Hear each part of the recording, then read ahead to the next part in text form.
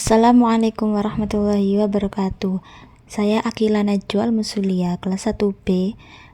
Di sini saya akan mempresentasikan teori tanda baca dan penulisan unsur serapan dalam karangan ilmiah. Materi yang pertama adalah penggunaan tanda baca.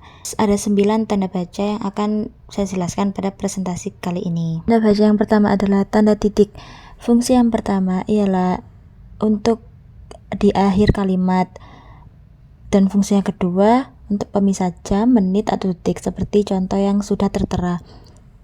Yang fungsi yang ketiga adalah untuk singkatan. Contohnya SDR itu singkatan dari saudara. Fungsi yang keempat bilangan ribuan, dan fungsi yang terakhir adalah untuk daftar pustaka. Tanda baca yang kedua yaitu tanda koma.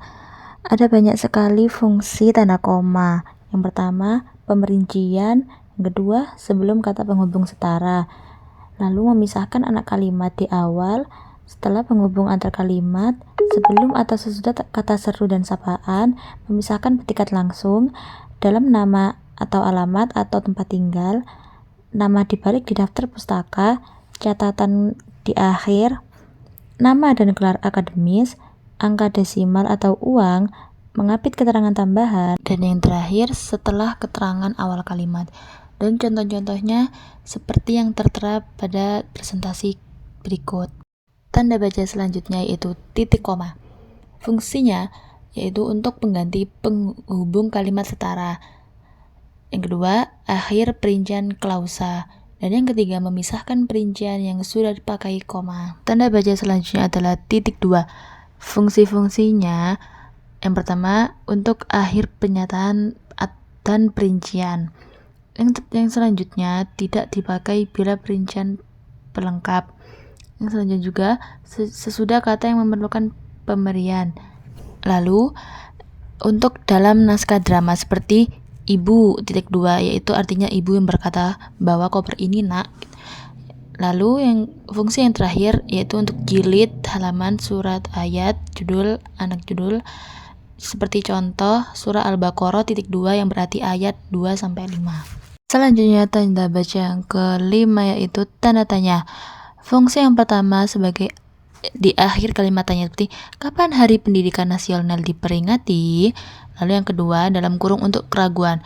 Monumen Nasional mulai dibangun pada 1961. Dan di kurung itu ada tanda tanya yang berarti kayak agak ragu gitu. Tanda baca selanjutnya yaitu tanda seru. Tanda seru dipakai untuk mengakhiri ungkapan atau pernyataan yang berupa seruan atau perintah yang menggambarkan kesungguhan, ketidakpercayaan, atau emosi yang kuat. Misalnya, alangkah indahnya taman laut dibunaken, atau mari kita dukung gerakan cinta bahasa Indonesia. Tanda petik. Fungsi yang pertama itu petikan langsung. Fungsi yang kedua untuk judul karya, dan fungsi yang ketiga adalah untuk istilah khusus atau ilmiah. Berikutnya ada tanda kurung. Fungsinya yaitu untuk tambahan keterangan atau penjelasan seperti SIM yang berarti surat izin mengemudi. Fungsi yang kedua, keterangan bukan bagian utama.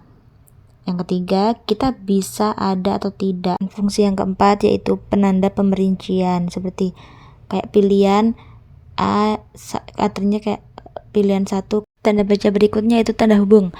Fungsi-fungsinya yang pertama memenggal kata di baris, yang kedua untuk kata ulang, yang ketiga untuk angka atau huruf, yang keempat perjelas kata, yang kelima sebagai rangkai imbuhan atau angka atau singkatan atau Tuhan, yang keenam Indonesia plus asing atau daerah, yang ketujuh bentuk terikat. Berikutnya ada tanda pisah. Fungsi yang pertama untuk menyisipkan penjelasan di luar kalimat. Contohnya kemerdekaan itu saya yakin akan tercapai. Fungsi yang kedua menegaskan keterangan atau oposisi. Soekarno-Hatta sebagai proklamator RI gitu. Fungsi yang ketiga menunjukkan sampai dengan seperti tahun 2010 sampai dengan 2013. Nah, kesalahan umum dalam penggunaan tanda baca dalam teks ilmiah meliputi kesalahan penggunaan titik, misalnya mengabaikan titik akhir kalimat, atau koma tidak tepat memisahkan anak kalimat, dan tanda hubung tidak digunakan pada kata ulang. Kesalahan-kesalahan ini sering terjadi karena kurangnya ketelitian, pemahaman kaidah yang belum mumpuni, dan kurangnya revisi. Materi yang kedua adalah unsur serapan. Unsur serapan adalah kata atau istilah yang dipinjam dari bahasa lain atau bahasa asing dan diadopsi ke dalam bahasa Indonesia dengan penyesuaian ejaan dan lafal sesuai kaidah yang berlaku.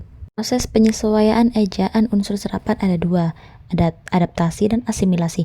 Adaptasi adalah proses penyesuaian yang mengubah kata asing agar cocok dengan lidah dan pendengaran pemakai bahasa Indonesia. Asimilasi meliputi peminjaman bentuk utuh atau adopsi, penyesuaian konsep atau penerjemahan atau kreasi tanpa mengubah ejaan asli. Berikut ini adalah contoh kata serapan dari bahasa asing. Kayak yang dari bahasa Belanda seperti coffee menjadi kopi, kantor menjadi kantor, bahasa Inggris bus menjadi bus, film tetap film, bahasa Arab halal halal, dunia itu dunia menjadi dunia, angka seperti itu. Kaidah penulisan kata serapan. Yang pertama, adaptasi penulisan dan pengucapan. Seperti ki dibaca k, ph dibaca f, ek dibaca k. Seperti contohnya tersebut. Yang kedua, tidak perlu diubah jika sudah lazim, misalnya bengkel, koperasi, telepon. Dan yang ketiga, contoh penyesuaian. Quality dibaca kualitas, sistem gitu. Dan yang terakhir, belum sepenuhnya terserap, masih sesuai asal.